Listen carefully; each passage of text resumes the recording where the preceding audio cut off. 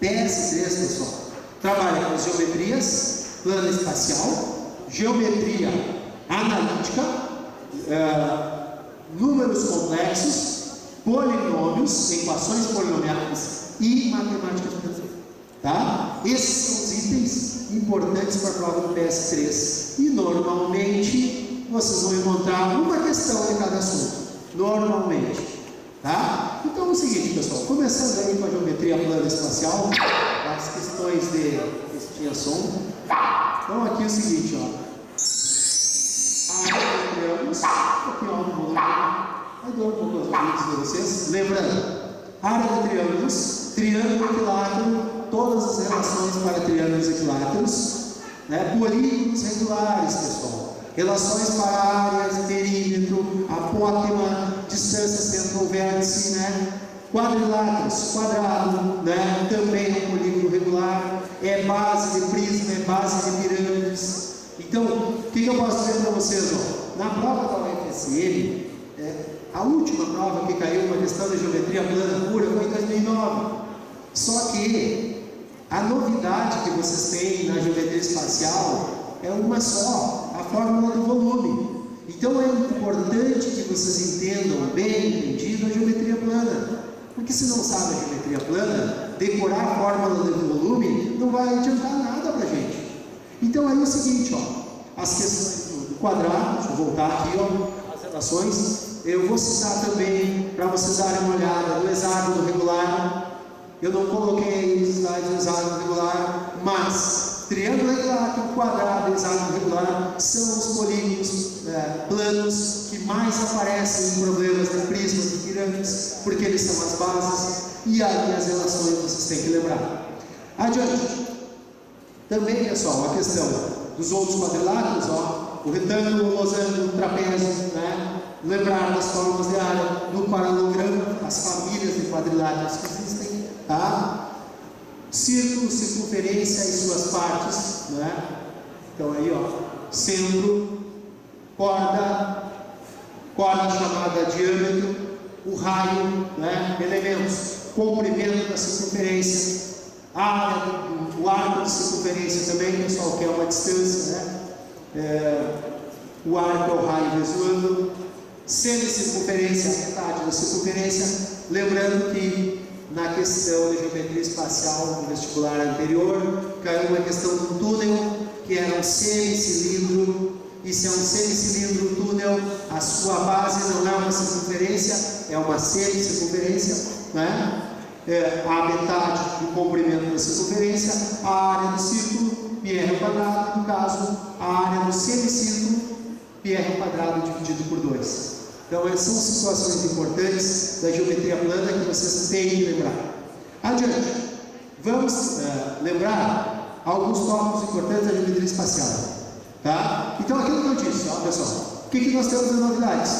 Os desenhos em 3 dimensões e as fórmulas de volume que tem que saber, tanto para prismas, como para pirâmides, como para cilindro, para cone e para esfera. Esses são os elementos importantes. Então, prismas, pirâmides, cilindro, cone e a esfera.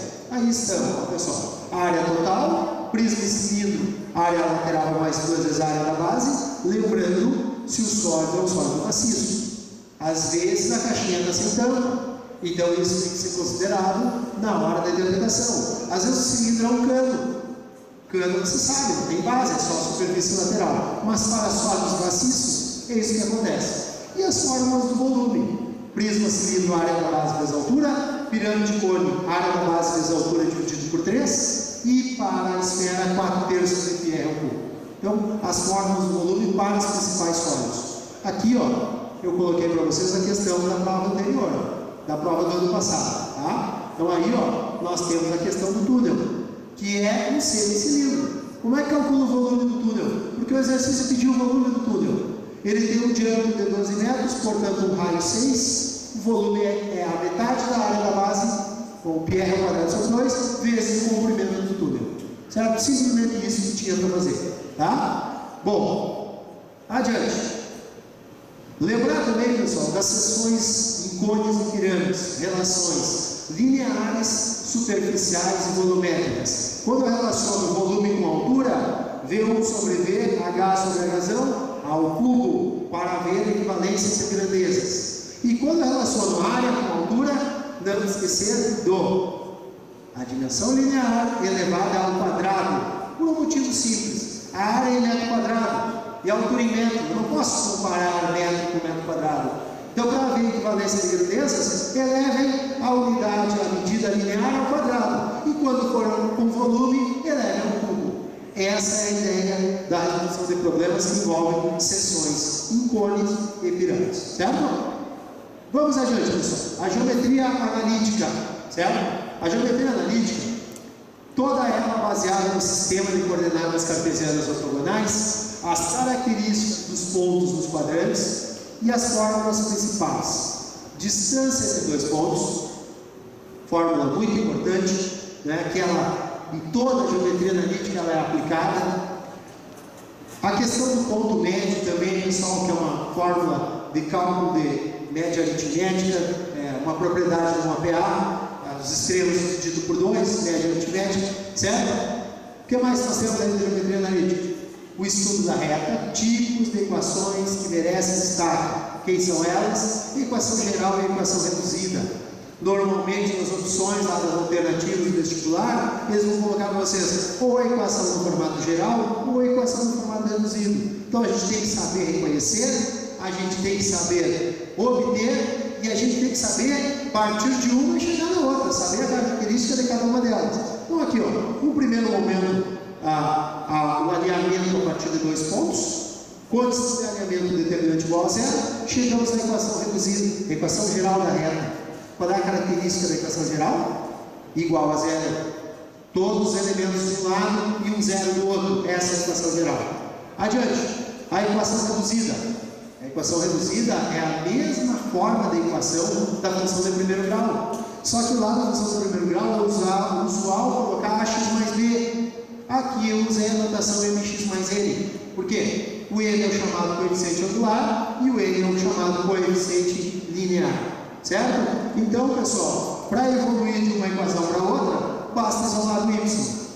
Né? Então, a característica da equação reduzida é o y isolado. A característica da equação geral é igual a zero. Certo?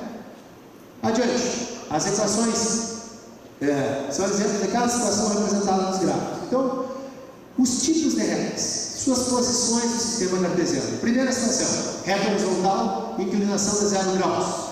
Segunda situação, reta crescente, inclinação aguda, o ângulo entre 0 e 90. Terceira situação, uma reta vertical, inclinação de 90 graus. Quarta situação, reta decrescente, ângulo obtuso, ângulo entre 90 e 180 graus. Certo? Então ali, ó, um exemplo de equação para uma reta horizontal. Y constante, por exemplo, y igual a 4. Um exemplo de uma reta vertical, x constante, x igual a 3. Certo? Um exemplo de uma reta crescente, 2x menos 1. Sendo que o 2 é o coeficiente angular, se ele é positivo, a reta é crescente. E o menos 1 é o local que a reta corta o eixo y, chamado coeficiente linear. E para fim, ali, ó, a reta decrescente, menos x mais 5, coeficiente angular valendo menos 1, coeficiente linear valendo 5, menos 1 reta decrescente, o 5 é o local que aquela reta vai interceptar o eixo dos y. Então, essas são as características das retas no sistema cartesiano. Não existe outra possibilidade, são só essas aí. Adiante. Posições entre duas retas, pessoal, um assunto extremamente importante. Posições, retas paralelas, né? Coeficientes angulares iguais, retas perpendiculares, quando o coeficiente angular é o inverso e o oposto do outro. Por exemplo, se o coeficiente angular de uma reta é 2, uma reta perpendicular vai ser menos 1 sobre 2, certo? O inverso e o oposto.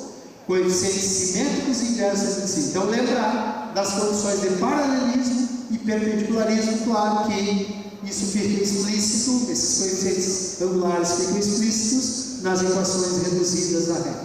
Tá? Além disso, pessoal, circunferência. Lembrar que para obter a equação de uma circunferência, o que a gente precisa? Sempre coordenadas do centro e o raio. Se ele der, aplique na equação reduzida: x menos a, y menos b, igual ao raio ao quadrado, que nada mais é do que a aplicação do teorema de Pitágoras, sendo que a e b são as coordenadas do centro da circunferência e r é seu raio. Então, qualquer reta que vocês queiram determinar a equação, vocês obrigatoriamente, pessoal, vão ter que saber as coordenadas do centro do raio. Se não for dado, vamos ter que dar um jeito de achar, certo? E aí todos os conceitos anteriores da geometria analítica, posições relativas, devem ser aplicados na ideia de achar o centro do raio. Porque, na verdade, a finalidade é achar a equação. Então eu preciso do centro do raio. E eu vou ter que dar um jeito de achar. Então aí passa por um conhecimento dos conceitos anteriores da geometria analítica. Adiante. A equação, pessoal, no formato geral. Desenvolvemos produtos notáveis, né? Nós chegamos a uma equação geral e as suas condições: ax ao quadrado, by ao quadrado, cxy, dx e yf. Esta é a equação analítica plana mais completa.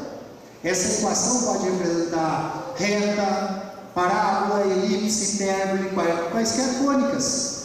Quando que ela vai representar uma circunferência? Quando A e B forem 1 ou redutíveis a 1, o C, aquele termo xy, não pode ter, e D ao quadrado mais E ao quadrado menos 4F tem que dar positivo. Essa é a condição de existência da circunferência. A partir daí, então é uma equação de circunferência. Vamos pelo caminho inverso, como tudo na geometria analítica e tudo na matemática. Saber ir, saber voltar, pessoal. Então, a partir da equação, determinar coordenadas do centro e o raio.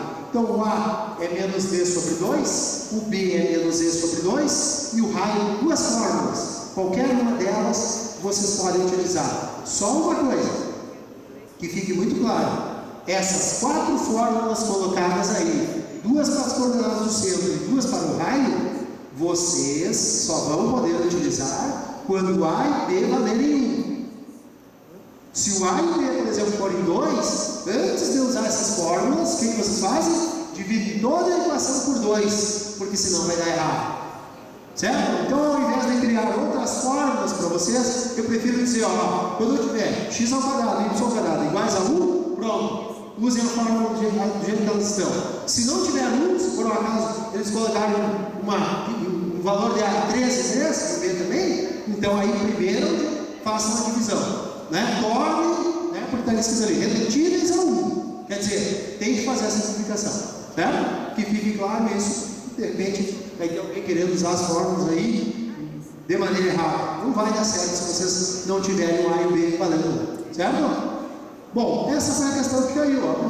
Uma questão bem complexa de geometria analítica que mostra um aviãozinho acertando o alvo, que é o alvo 3 ali, né? Então, ele primeiro. O ponto pertence à reta, tem que usar a condição de alinhamento, determinante igual a 0, fazer o teste. A segunda, a reta perpendicular, é questão de posição relativa. E a terceira, paralelismo. Então, uma questão de geometria analítica que envolve posições relativas, alinhamento, determinação de equações de reta. Certo? Então, é importante que vocês saibam esses itens aí, tenham bem a ideia desses conceitos. É bom dar uma olhada, porque eles vão pedir isso para vocês. Certo? Adiante. Números complexos. Pessoal, a teoria dos números complexos, o conjunto dos números complexos, foi criado para resolver problemas que até então os números reais não tinham capacidade de resolver. Então foi criada a chamada unidade imaginária, A mais BI, Z igual a A mais BI, sendo que 1 é a raiz quadrada de menos 1, certo? Então é uma convenção. Então aqui, pessoal, as potências de I, lembrem as potências de I na 0 é 1, I na I é 1, I na 1 é I ao quadrado é menos 1, I ao cubo é menos I. A partir daí, as outras potências de I vão ser repetidas. Conjugado do número complexo, lembrem, troca o sinal da parte imaginária e o oposto troca o sinal da parte real e da parte imaginária. Então, conjugado não é o oposto, certo? O conjugado, trocamos só o sinal da parte imaginária. Então, A menos BI para conjugado e menos A menos BI para o oposto. Além disso, pessoal, o plano complexo, o plano de Arrhenius, evoluindo da forma algébrica para a forma trigonométrica. 2 conceitos: módulo, que é a raiz quadrada da parte real ao quadrado mais a parte imaginária ao quadrado, A ao quadrado mais B ao quadrado. E o que é isso? Velho teorema de Pitágoras. Mais uma vez. E através da trigonometria dos ângulos agudos, seno, parte imaginária dividida pelo módulo, B dividido por ρ, e o cosseno, a parte real dividido pelo módulo A sobre ρ. A partir daí, vocês entram numa questão de trigonometria, porque o número complexo, como ele está no desenho ali, ele tem um ângulo, um argumento no primeiro quadrante.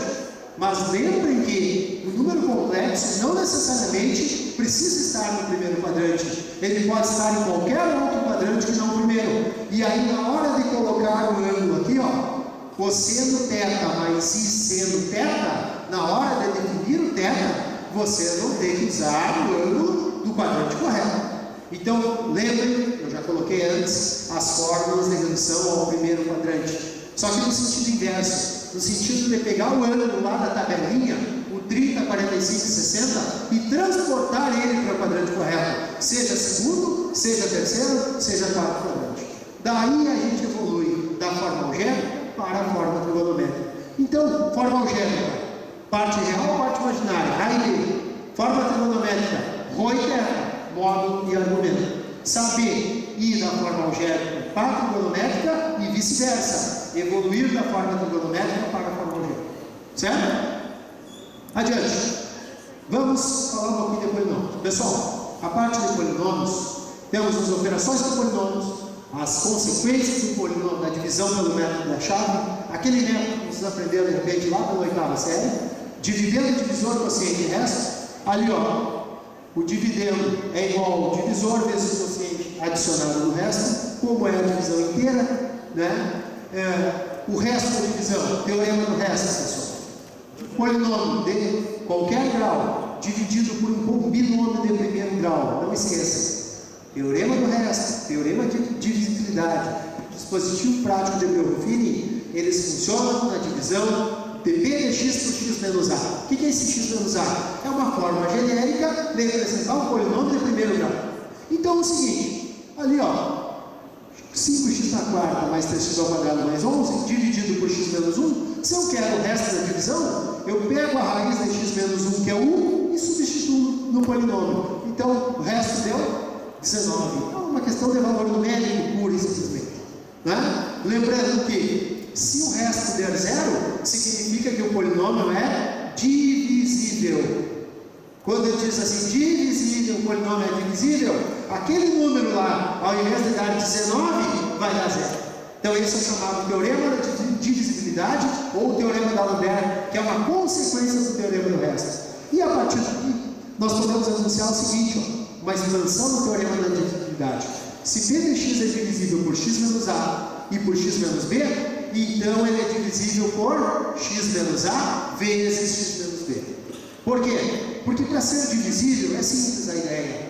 Ser divisível significa que a raiz de x menos a é raiz de b de x, e que a raiz de x menos b também é raiz de b de x. Então as raízes, elas não deixam de ser raízes quando eu multiplico um polinômio por outro. Então a divisibilidade permanece, certo? Adiante. Aqui está, ó, pessoal, a questão da prova de 2013, uma função polinomial que é dada um gráfico do polinômio, um pedaço gráfico, são dados os pontos 2.450, 2.008.994, e ele dá a questão temporal, ó, x é o tempo em anos, 0 é 2000, 1 é 2001 e assim sucessivamente. E ele diz assim, de acordo com esse modelo, o número de programas escolares seletiva em 2012. Bom, para a gente obter esse número, veja o polinômio que foi dado. Acho que eu esqueci do polinômio, acho que não apareceu aí, né? Vamos ver se ele aparece. Não.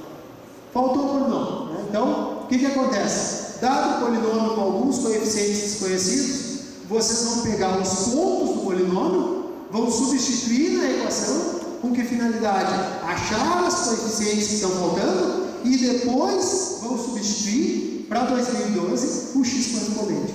Então, no primeiro momento eu tinha que achar, que aí eu não me dei por conta, desculpem, não saiu o polinômio. Era uma figurinha que não saiu, tá? Mas vocês dando uma olhada na prova do ano passado, ela vai aparecer. Então vocês vão ver que está faltando dois coeficientes, A e B. Vocês vão pegar aqueles pontos 0,450, 8,994, vão substituir, vão achar o A e B e depois vão calcular para 2012. Uma questão pura de valor numérico e função polinomial com gráfico, certo? Adiante. Pessoal, equação polinomial. Equação do tipo, a n diz na n genericamente. Teorema fundamental da álgebra. Toda equação de grau n tem n raízes complexas. O que mais? Teorema de decomposição. A forma decomposta do seu polinômio. A forma fatorada. Como é que a gente escreve a forma fatorada? Através das raízes, a partir das raízes. Raízes complexas, lembrem. Quando o número complexo é a raiz de um polinômio, o seu conjugado também é. Então, por exemplo, se o 2 mais 3i é a raiz de uma equação, o 2 menos 3i também é. Ela sempre aparece aos pares. Pesquisa de raízes racionais. Prováveis raízes, os divisores do A0, termo independente, sobre os divisores do coeficiente predominante. Como é que a gente pesquisa? Dispositivo prático de Breuer-Fini. Então ali, lembra do seguinte: prováveis raízes, coeficientes da equação, coeficientes do quociente, e quando é que o número vai ser raiz? Quando o resto der zero, como acontece no teorema do resto. A vantagem, ou a finalidade do Breuer-Fini é o seguinte: apareceu a equação, ela estava perdida. A equação da questão, pessoal, veja aqui, cadê a equação? Não, voltando. Coeficientes do quociente. A ideia do Breuer-Fini é simples. No momento que a gente acha uma raiz, eu tenho um polinômio de grau 3, por exemplo, eu rebaixo esse polinômio para grau 2. E no momento que eu tenho um polinômio de grau 2, a velha fórmula de Bhaskara acha as outras raízes. Então, enquanto tu tem um polinômio de grau 3, a Bhaskara não funciona. No momento que tu acha uma raiz com o resto zero, os coeficientes do quociente são coeficientes de uma equação de segundo grau. Então a fórmula de Bhaskara se encarrega de achar o x2 e o x3. Então a ideia é essa, na questão de pesquisa de raízes. Então ali, pessoal, essa aí é outra questão. Invertida. A função representa o lucro de uma empresa, e aí ele pega assim, T1, T2, T3, corresponde aos anos em que o lucro da empresa é zero. O que quer dizer lucro empresa zero? Peguem aquela função e igualem a zero. E igualando a zero, a função polinomial é chamada de equação polinomial. E aí o que nós vamos fazer para resolver a questão? O que ele quer? T1, T2, T3, que são o quê? As raízes da equação. Como é que eu acho as raízes? Como é um polinômio de terceiro grau, vocês não vão poder usar a fórmula de Bhaskara. Vão ter que usar o quê? Pesquisa de raízes racionais. Quem são as prováveis raízes desse polinômio? Os divisores do 20 dividido pelos divisores do quarto. Vocês vão listar esses elementos e vão pesquisar até achar uma das raízes. Achando uma, rebaixa o polinômio para grau 2 e a Bhaskara resolve o resto. Certo? Adiante. Aí, pessoal, mais um pouquinho sobre polinômios para terminar as relações de Girard. Relações de Girard relaciona coeficientes do polinômio com as suas raízes. Soma 2 a 2, soma delas 3 a 3 é o produto. Relações entre coeficientes e raízes que permitem resolver algumas equações quando nós não temos a possibilidade de achar as raízes. Tem certos problemas de equações polinomiais que a gente resolve, responde a questão sem saber quem é o x1, o x2, o x3. Só através das relações. Então também é uma situação importante que pode ser pedida para vocês. Certo? Adiante, pessoal, para terminar. As noções de matemática financeira. Problemas de porcentagem, não esqueçam, extremamente importante, porcentagem de uma quantia, as formas de representação da porcentagem, forma percentual, forma fracionária, forma unitária, que é o número decimal, cálculos de porcentagem, 15% de 400, porcentagem de uma quantia, nada mais é do que a porcentagem vezes a quantia. Outro exemplo ali, a taxa percentual é 2 sobre 5, 2 sobre 5 é 0,4, quer transformar em porcentagem? Multiplico por 100, faz a vírgula, deslocar 2 casas para a direita. Então 2 quintos, 2 em 5 representa percentualmente 40%. São noções importantes que nós temos que ter. Adiante. Juros simples, pessoal. Capital taxa tempo, ou capital taxa tempo sobre 100. Observação, se vocês forem usar a primeira fórmula, a forma centesimal da taxa. Por exemplo, 10% é 0,1. Se você for usar a fórmula sobre 100, aí é a forma percentual. 10% usam 10, já que o 100 já está no denominador. Então você pode escolher qual fórmula utilizar. Lembrem, na primeira é valor unitário, na segunda é forma percentual normal. O exemplo ali, ó, observação: trabalhe sempre com as mesmas unidades, taxa e tempo. Esse é o cuidado que tem que ter, tanto para juros simples como para juros composto. Então lembrem, 2% ao mês, 24% ao ano, ou 36% ao ano, 3% ao mês. É só multiplicar por 12 ou dividir por 12. Juros simples, tá? Juros simples, vocês podem mexer na taxa, podem mexer no tempo, do jeito que acharem melhor. Agora, ali, ó, após algum tempo de aplicação, o capital aplicado será adicionado ao juro, e aí nós temos o quê? O montante. O que é o montante? É sempre o capital mais o juro. Isso vale para juros simples, para juros composto também, pessoal. Só não esqueça, unidade da taxa é a mesma unidade de tempo, certo? Se a taxa está ao mês, tempo tem que estar em mês. Se a taxa é ao ano, tempo em anos. Esse cuidado tem que ter, tá? Adiante, juro composto. Juro composto, capital 1 mais a taxa dele elevado no tempo, é um problema exponencial, pessoal. É um problema de progressão geométrica, enquanto que o juros simples é progressão aritmética. Lá é uma função de primeiro grau, aqui é uma função exponencial e às vezes logarítmica, tá? Então aí, ó, pessoal, sempre trabalhar com as unidades taxa-tempo. Por exemplo, se tiver mesma taxa de elevação ao mês. Agora, a segunda observação: não mexam na taxa. Por quê? Porque em juro composto, o tempo, por exemplo, 1 ano, 12 meses, tempo prazo comercial. O ano são 12 meses e 30 dias, certo? Prazo comercial. Prazo exato, ó, fevereiro tem 28 dias, janeiro tem 31. Então, no prazo comercial, o ano tem 360 dias. No prazo exato, dependendo do ano, ele pode ser de sexta ou não. Aí a gente tem que ver, ó, fevereiro tem 29, fevereiro tem 28, janeiro tem 31, aí é outro tipo de cálculo. E a questão da taxa, ó, só para mostrar para vocês, ó, 3% ao mês, pessoal, não dá 36% ao ano. Por isso que não se mexe na taxa. Vocês têm que mexer no tempo. Por exemplo, ali, ó, eu fiz o cálculo aí para vocês, ó, 1,03 elevado a 12 dá 1,4257, que representa o juro de quanto? Não 36, 42,57%. Então imagine que vocês na hora da prova tem que fazer 1,03 vezes 1,03 vezes 1,03 elevado a 12. Vocês acham que vão ter tempo para fazer isso na prova? Então não mexa na taxa. Mexa na taxa lá no juro simples. No juro composto não mexa na taxa, mexa no tempo. Então se a taxa é dada ao mês, dê um jeito de transformar o tempo para meses. Se a taxa é dada ao ano, dê um jeito de transformar o tempo para ano. Não mexa na taxa, porque senão vocês podem cair numa situação de exponencial complicada ou até de expressão logarítmica, certo? Então ali, ó, pessoal, um exemplo de situações. O juro composto, o montante também é capital mais o juro, certo? Então, para vocês, ó, a questão que caiu do ano passado, que envolveu juro composto e juro simples. Nessa mesma questão tinha, o cara estava devendo 6% ao mês, R$2.000, né? Aí ele contraiu a dívida, não conseguiu pagar. Daí ele fez um acordo com a empresa de pagar em uma única parcela juros simples de 5% ao mês.